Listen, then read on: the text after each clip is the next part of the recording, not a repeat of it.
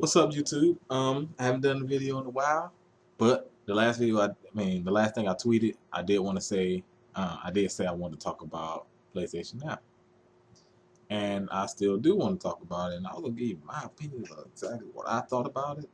Of course, this thing was revealed like a week or two ago when they were actually talking about it, but I'm just really now getting to it. Been super busy, a lot of things going on, start of the semester and whatnot.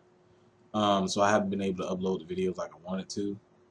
Um, but I did want to talk about this. I'm gonna have some other videos coming. Of course, I gotta pick who I want to win the Super Bowl. That comes Sunday.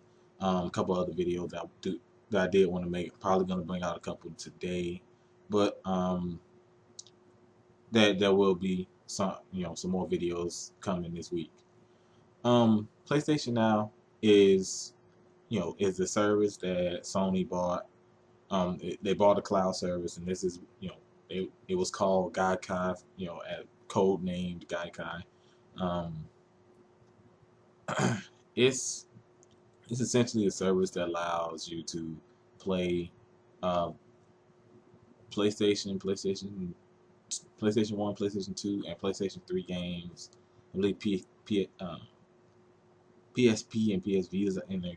Games are in there too. Will allow you to play it on mobile devices, and for sure the PlayStation 4. And a lot of people thinking this was the answer to backwards compatibility. I don't necessarily think so. Um, I think it's more so of a service.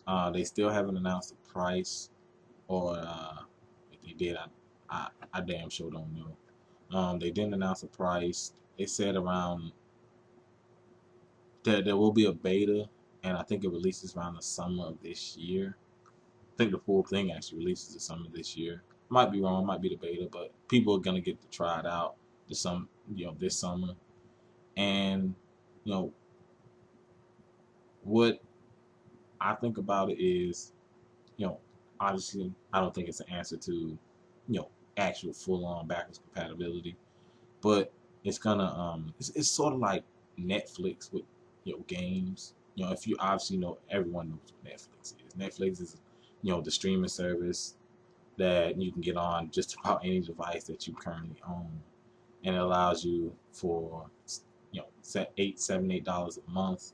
You can you can pretty much watch as many shows as you want, movies, animes, documentaries, whatever's in whatever they have in their big library. And this is similar to what PlayStation Now is doing.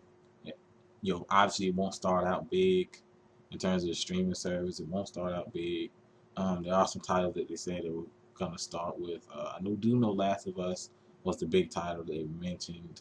Can't remember any other ones. But I do remember Last of Us. They actually showed that them playing it on the Vita using PlayStation Now.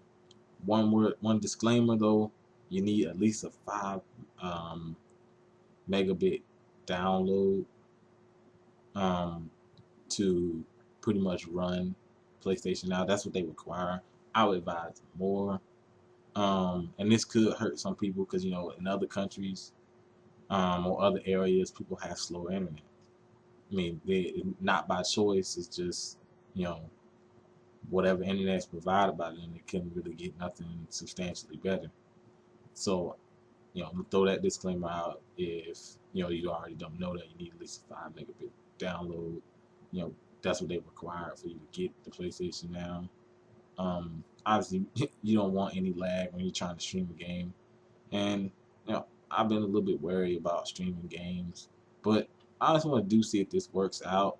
Not my hopes are not high for it. Obviously, it's something different, and it's moving to a territory that people really don't want to touch. You don't want, people still want the physical copies of games. People don't want the digital, especially not the streaming stuff. They want more of a physical copy of a game. So I can understand why people are wary about it, but my hopes are not too high for it. But I do want to see how it works out. Um, is it, how big is the library? How well does, is there any lag in terms of the streaming? You know there will be, but is it, you know, a lot of lag? Now, Sony spent a lot of money trying, you know, to get this set up, and you know, only time will tell. We'll find out this summer, you know, when that beta comes out. You know, will it really work? I believe the beta comes out before summer, but this summer we'll definitely find out um, how well it works, and also, you know, will it start out with a big game library, and probably one of the most important things, price, because you know you already got people, you know, people with PlayStation 4s. You already got them paying $50 a year, or $40 to $50 a year for a year subscription to PlayStation Plus. Then you got to add on that. To me, it can't be more than $10. It has to be less than, you know, $10 at the most. It can't go around the realms of, you know, I kind of feel that it will go around the realms of $15 like an MMO, but it can't be more than $10 in my opinion, especially starting out, because it's not going to have a big game library. You know, it's just them trying to get it implemented and stuff, and get a subscriber base up. But to me, shouldn't go over $10. You know, $10 is the most. I would like for it to be around like $8, but you know, we don't know. They haven't come out with any information on the exact pricing of what it will be. Um, and as I said, it's not a true answer to backwards compatibility. It's just some kind of streaming service. And I've heard people compare it. You know, people will say, well, Microsoft got a lot for what they were doing with you know, digital only essentially, and all the things they had. The thing about it is this service is different than what Microsoft was showing earlier last year. Um, PlayStation Now is optional. You know, you don't have to get it. Which you know, which means that, oh, I don't want to get it, I don't like it. And what? You don't have to pay a subscription. You play your games like you normally do. You get your disc, you know, your disc-based games, and you play how you normally play them. What Microsoft was doing initially was they were forcing digital, you know, the digital stuff and DRM. They were forcing that on people.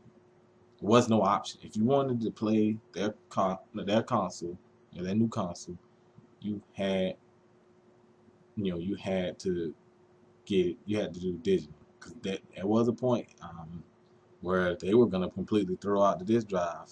They were just gonna have completely digital, and a lot of people didn't want that. And for obvious reasons, you see how fast the hard drives get eaten up. So they're definitely not comparable. One is optional, one is mandatory. It's good that, you know, of course, all that stuff with Microsoft is in the past. Everything was changed for the better. Xbox One is a good console. Played it. I like both consoles. I'm not gonna be a guy who, you know, falls in love with one console or another. I like both consoles. So, about PlayStation Now, we'll have to pretty much playing the wait see game. Come summertime, we'll have to see. Will it be a big waste of money for Sony, or maybe it could be a big investment if it actually works out and it works as advertised, as few things do nowadays. But that's pretty much all I want to talk about. Let me know what you think Let me know what you think about PlayStation Now down in the comment section. Um, if you got anything I didn't mention, please let me know down in the comment section. Hit that thumbs up button. Subscribe. Thanks for watching.